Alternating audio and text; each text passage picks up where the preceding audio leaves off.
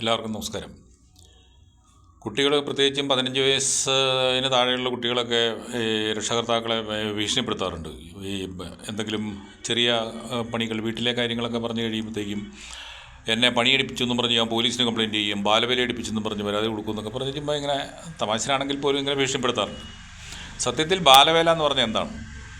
ബാലവേല എന്ന് പറഞ്ഞാൽ കുട്ടികൾ ആയിട്ട് നിർവഹിച്ചിരിക്കുന്ന ആളുകളെ അവരെ പഠിക്കാൻ അയക്കണമെന്നുള്ളതാണ്. പഠനം നിർബന്ധമായതുകൊണ്ട് പഠിക്കാൻ അയക്കണം. ആ പഠനത്തിന് വിടാതെ അവരെ പണം നേടാൻ വേണ്ടി മറ്റ് പണികൾ എടുപ്പിക്കുക. അതായത് ഇപ്പം ഒരു കടയുണ്ടെങ്കിൽ ആ കടയിലെ പണികൾ ചെയ്യിക്കുക, അല്ലെങ്കിൽ ചായക്കടയുണ്ടെങ്കിൽ അവിടുത്തെ പാത്രം കഴിക്കുക, പൊറോട്ട അടിപ്പിക്കുക, ഇങ്ങനെയുള്ള കാര്യങ്ങളൊക്കെ ചെയ്ത് പണം സമ്പാദിക്കുന്നുണ്ടെങ്കിൽ അതുപോലെ പുറത്ത് വിട്ട് ജോലി എടുപ്പിച്ച് കാരണവന്മാരെ രക്ഷകർത്താക്കൾ പൈസ വാങ്ങിക്കുന്നുണ്ടെങ്കിൽ ഇതാണ് ബാലവേല കൊണ്ട് ഉദ്ദേശിക്കുന്നത്. അല്ലാതെ വീട്ടിലെ കാര്യങ്ങൾ ചെയ്ത് അവർ ജീവിക്കാൻ പഠിക്കുന്നതിനൊന്നും ഒരു കുഴപ്പമില്ല.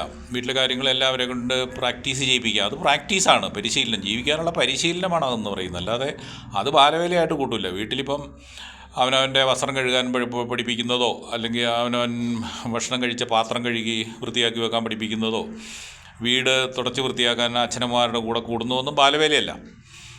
അപ്പോൾ അതൊക്കെ തെറ്റിദ്ധരിച്ച് നമ്മൾ രക്ഷകർത്താക്കൾ അതിനെക്കുറിച്ച് തെറ്റിദ്ധരിക്കുകയൊന്നും വേണ്ട. അങ്ങനെ പ്രശ്നമൊന്നുമില്ല.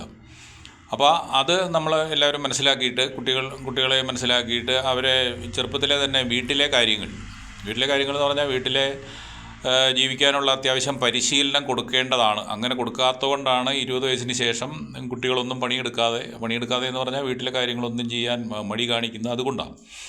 അപ്പോൾ അങ്ങനെ വരാതിരിക്കാൻ ചെറുപ്പത്തിൽ തന്നെ മറ്റു രാജ്യങ്ങളൊക്കെ നോക്കി, ഇപ്പോൾ ചൈനയിലാണെങ്കിലും ജപ്പാനിലാണെങ്കിലും നോക്കുക, കുട്ടികൾ അവരുടെ കാര്യങ്ങളെല്ലാം